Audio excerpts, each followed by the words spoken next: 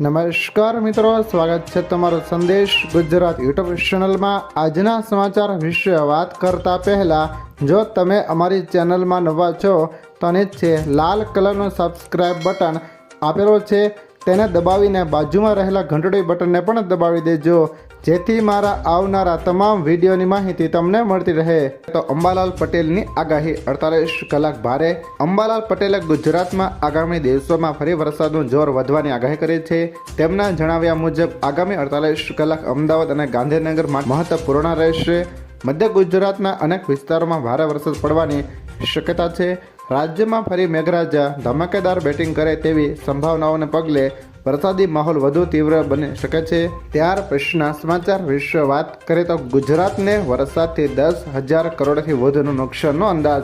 ગુજરાતમાં ભારે વરસાદ અને પૂરની સ્થિતિને કારણે રાજ્યને ₹10,000 કરોડથી વધુનું આર્થિક નુકસાન થયું હોવાનો અંદાજ છે।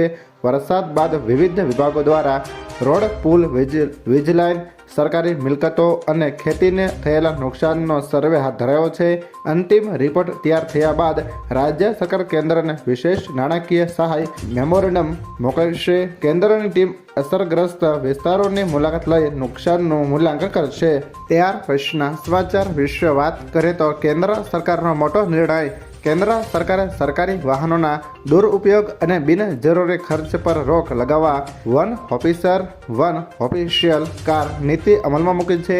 નાણાં મંત્રાલયના નવા નિર્દેશ મુજબ એક અધિકારીને પહેલેથી સરકારી કાર ફાળવવામાં આવી હોય તો વધારાની જવાબદારી મળવા છતાં બીજી કાર આપવામાં આવશે નહીં। આ નિયમ મંત્રાલયો, વિભાગો, PSU અને સ્વાયત્તંત્ર સંસ્થાઓમાં લાગુ પડશે। સરકારી વાહનોને બિનજરૂરી ઉપયોગોને રોકવા પણ સૂચના અપાઈ છે। ત્યાર પછીના સમાચાર વિશે વાત કરીએ તો ગુજરાત પોલીસ હાઈ એલર્ટ પર।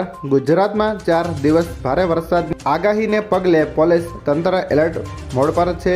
રાજ્ય પોલીસ વડાની અધ્યક્ષતામાં યોજાયેલી બેઠકમાં તમામ જિલ્લા અને શહેર પોલીસ વડાઓને સતર્ક રહેવા સૂચના અપાઈ છે। NDRF અને HDRF સાથે સંકલન કરી પૂર રાહત બચાવ માટે બોટ અને સાધનો ત્યાં રાખવા આવ્યા છે। નીચાણવાળા વિસ્તારોમાંથી લોકો અને પશુધનના સ્થળાંતર માટે ઇવેક્યુએશન પ્લાન અમલમાં મુકાયો છે।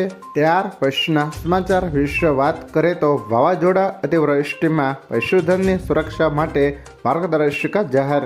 વાવાઝોડા અને અતિવૃષ્ટિ દરમિયાન પશુધનની સુરક્ષા માટે પશુપાલન વિભાગે માર્ગદર્શિકા જાહેર કરી છે। જાગૃત પશુપાલક સુરક્ષિત પશુધન ના મંત્ર સાથે આપદા સમયે પશુઓને ખીલે ન બાંધવા અને જરૂરિયાતે 1962 હેલ્પલાઇનનો ઉપયોગ કરવા અપીલ કરાય છે। પૂર કે અન્ય આપત્તિ સમયે પશુઓને ખુલ્લા રાખવાથી તેઓ તરીને અથવા સલામત સ્થળે જઈ પોતાની જાતે બચી શકે છે। પવન ઉર્જામાં ગુજરાત નંબર 1।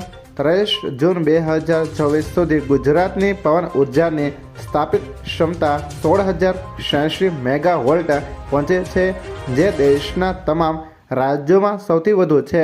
નાણાકીય વર્ષ 2025-24માં ગુજરાતે પવન ઉર્જામાંથી 33,706 મિલિયન યુનિટ વીજળીનું ઉત્પાદન કર્યું છે, જે દેશના કુલ પવન ઉર્જા ઉત્પાદનના લગભગ 1/3 જેટલું છે। ભારતની કુલ પવન ઉર્જા ક્ષમતા 57,443 મેગાવોલ્ટ થઈ છે।